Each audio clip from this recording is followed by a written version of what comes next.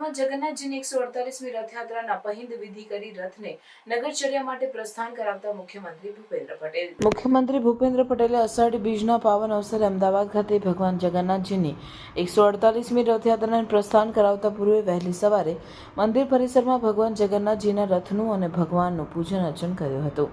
ભગવાન જગન્નાથજીની રથયાત્રામાં પ્રતિવર્ષ મુખ્યમંત્રી ભગવાનના રથની પહિંદ વિધિ સંપન્ન કરીને રથયાત્રાને પ્રસ્થાન કરાવતા હોય છે. મુખ્યમંત્રી ભૂપેન્દ્ર પટેલે પરંપરા આગળ વધારતા સતત ચોથી વખત ભગવાન જગન્નાથજીના રથની સોનાની સાવરણથી સફાઈ કરી પહિંદ વિધિ સંપન્ન કરી હતી. ત્યારબાદ મુખ્યમંત્રી ભગવાન જગન્નાથજીનું પૂજન અર્ચન કરીને ભગવાનના મુખ્ય રથને નિજ મંદિરથી નગરયાત્રા માટે પ્રસ્થાન કરાવવા મંદિર પરિસરમાંથી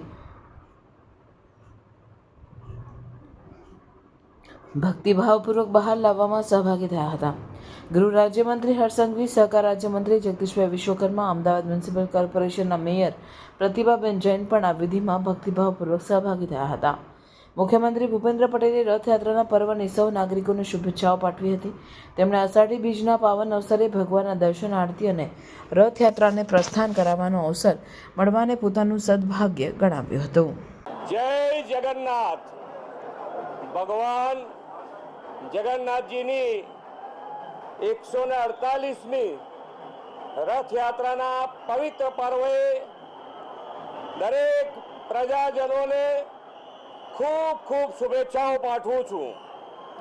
ભગવાન જગન્નાથ એ દરિદ્ર નારાયણ શ્રમિકોના આરાધ્ય દેવ પણ છે. આજે માન્ય વડાપ્રધાનશ્રીએ જે વિકસિત ભારતનો સંકલ્પ લીધો છે એ સંકલ્પ પૂરો કરવા માટે હમ સૌ વિકસિત ગુજરાતથી વિકસિત ભારત માટે આપણને સૌને ભગવાન જગન્નાથ ખૂબ શક્તિ આપે એવી ભગવાન જગન્નાથના ચરણોમાં પ્રાર્થના પણ કરી છે. આજે જ્યારે 148મી રથયાત્રા નીકળી છે ત્યારે સરકાર અને પોલીસ તંત્રએ ભક્તજનોને દર્શન માટે કોઈ તકલીફ ના પડે એવી ખૂબ સરસ વ્યવસ્થાનું પણ આયોજન કરેલું છે. ખૂબ સારી રીતે ભગવાન જગન્નાથની યાત્રા એ કોમી એકલાસથી નીકળી છે અને ખૂબ સારી રીતે પૂર્ણ થશે.